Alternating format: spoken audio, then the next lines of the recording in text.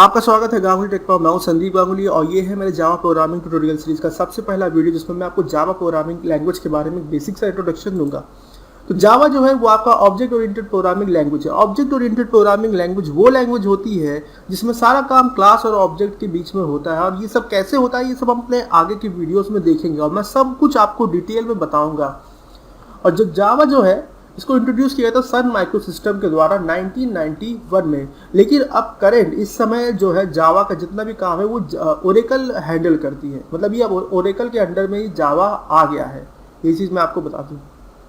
दूसरा ये है कि जावा जो ओरिजिनली जब बना था, मतलब जब ये डेवलप किया गया था तब इसका नाम ओक रखा गया था, जो कि बाद में इसका नाम जावा रखा गया, बदला गया। और इसको जो डेवलप करने वाले जो व्यक्ति थे उनका नाम था जेम्स गॉसलिंग। जावा में जो है आपके बिल्ट इन सपोर्ट दिया गया है ग्राफिकल यूजर इंटरफेस एप्लीकेशन बनाने के लिए, क्लाइंट सर्वर सोल्यूशन के एप्लीकेशन बनाने के लिए और कई तरह के एप्लीकेशन बनाने के लिए जावा में इनबिल्ट लाइब्रेरीज मौजूद है जिनका यूज़ करके आप इस तरह के एप्लीकेशन बड़े ही आसानी से बना सकते हैं। ग्राफिकल यूजर इंटरफेस एप्लीकेशन वो एप्लीकेशन होते हैं जिनमें जो होता है आपका बटन होता है, टेक्स्ट बॉक्स होता है, जैसे कि आप अपने में ये एक विंडोज़ में देखते होंगे जिसमें डायलॉग बॉक्स बन के आता है, उसमें बटन लगा होता है। आपने वहाँ पे से कैलकुलेटर है आपका, आपने वहाँ वैल्यू रखी, बटन दबाया और अब रिजल्ट आ गया। तो इस तरह के अगर आपको ऐप बनाने हैं तो जावा का यूज़ करके आप उनका बड़ा आसानी से बना सकते हैं। और अगर दूसरी चीज़ ये है कि अगर आपने C++ पहले से पढ़ के रखी है तो जावा प्रोग्रामिंग लैंग्वेज सीखना आपके लिए बहुत आसान है, क्योंकि C++ में भी आपका ऑब्जेक्ट ओरिएंटेड पार्ट है। अगर आपको वो आता होगा तो जावा में जितने भी कॉन्सेप्ट हो बड़े आसानी से आपको समझ में आ जाएंगे। और जावा का जो समय करंट वर्जन चल रहा है वो जावा 8 है, लेकिन हो सकता है कि जब आप ये वीडियो देखिए तब शायद से जावा का वर्जन चेंज हो जाए। हो सकता है जावा का उस समय वर्जन 9 आ जाए या 10 आ जाए, लेकिन जो करंट इस समय जो वर्जन चल रहा है वो आपका जावा 8 चल रहा है।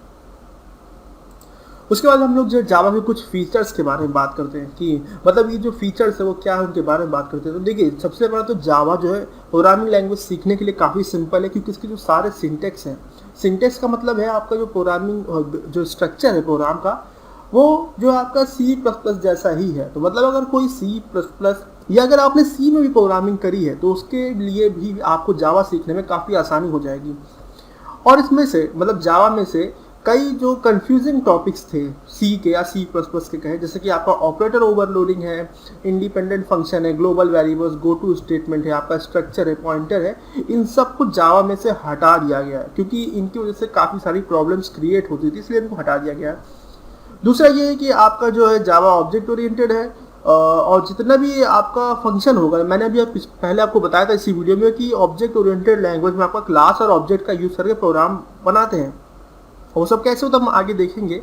तो यही चीज़ यहाँ बताई गई है कि ऑब्जेक्ट ओरिएंटेड प्रोग्रामिंग लैंग्वेज है, सारे फंक्शन क्लास के अंदर होते हैं, आप कोई भी फंक्शन इंडिपेंडेंट नहीं लिख सकते हैं, और यही बताया गया है। अब नेक्स्ट देखते हैं कि जावा जो है ये प्लेटफॉर्म इंडिपेंडेंट लैंग्वेज है। तो ये प्लेटफॉर्म इंडिपेंडेंट क्या चीज़ होती है? देखिए, यहाँ पे प्लेटफॉर्म का मतलब है ऑपरेटिंग सिस्टम। मतलब जैसे कि मैंने एक प्रोग्राम बनाया जावा में और मैंने उसको विंडोज़ पे बनाया, अब मैं उसी प्रोग्राम को अगर लाइनेक्स पे ले जाऊं और बिना कोई चेंज किए अगर मैं रन करने की कोशिश करूंगा तो वो प्रोग्राम रन हो जाएगा जावा के केस में। और इसी फीचर को जो है प्लेटफॉर्म इंडिपेंडेंट कहते हैं। लेकिन अगर आपके पास C होता या C++ होता तो उसमें क्या होता है कि उसमें आपने प्रोग्राम कंपाइल किया, EXE फाइल जनरेट हुई, अगर आप वो EXE फाइल आपका विंडोज़ में तो चल जाएगा, लेकिन अगर आप उसे पेन ड्राइव में कॉपी करें और आप उसको लाइनेक्स ऑपरेटिंग सिस्टम में जो उबुंटू है या दूसरे हैं जैसे मैक में आप ले जाओ, उसे अगर रन करने की कोशिश करेंगे तो वो जो है रन नहीं करेगा।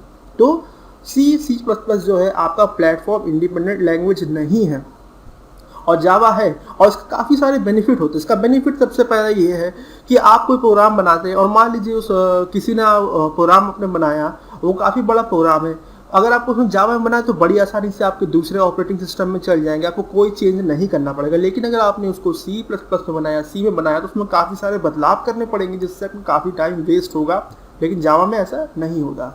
और जावा में जब आप कोई प्रोग्राम कंपाइल करते हैं, मतलब सोर्स कोड कंपाइल करते हैं, तो उससे एक बाइट कोड जनरेट होता है। मतलब इसमें एक EXE फाइल जनरेट नहीं होती है जावा में, एक बाइट कोड होता है। और ये बाइट कोड जो होता है ये JVM का मतलब है जावा वर्चुअल मशीन, जिसके जरिए ये प्रोग्राम जो है एग्जीक्यूट होता है। ये सब कैसे होता है हम आगे देखेंगे। और यही फीचर जो है आपका जावा का, ये जो बाइट कोड जनरेट होने का फीचर है, यही इसको प्लेटफॉर्म इंडिपेंडेंट बनाता है।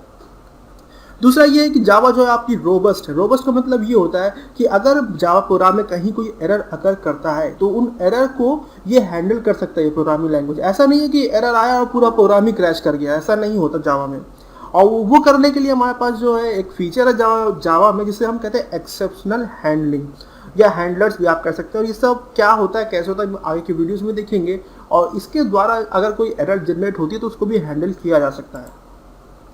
दूसरा ये है कि जावा जो है काफ़ी सिक्योर है क्योंकि इसमें कोई जो है आपका पॉइंटर का यूज़ नहीं होता। पॉइंटर से जुड़े कई प्रॉब्लम्स थे C++ में, जैसे कि मेमोरी लीक का बन जाना, डैंगलिंग पॉइंटर का होना। तो ये साथ जब पॉइंटर ही हट गया तो ये सारी प्रॉब्लम्स भी जावा से हट गई और ये जावा जो है आपका सिक्योर हो गया। तो ये है। दूसरा ये है कि आपका आर्किटेक्चर न्यूट्रल है। मतलब आर्किटेक्चर का मतलब यहाँ मदरबोर्ड से है। मतलब आपका कोई मदरबोर्ड है जैसे मैक का है तो मतलब वही चीज़ जो मैंने आपको प्लेटफॉर्म इंडिपेंडेंट में बताया था कि मतलब जैसे आपने विंडोज़ में कोई प्रोग्राम लिखा उसको अगर आप मैक में लेके जाते हो तो बड़े आसानी से चल जाएगा बिना कोई चेंज किए, और लाइनक्स में ले जाते तो उसमें भी चल जाएगा। और वही चीज़ यहाँ बताई गई है।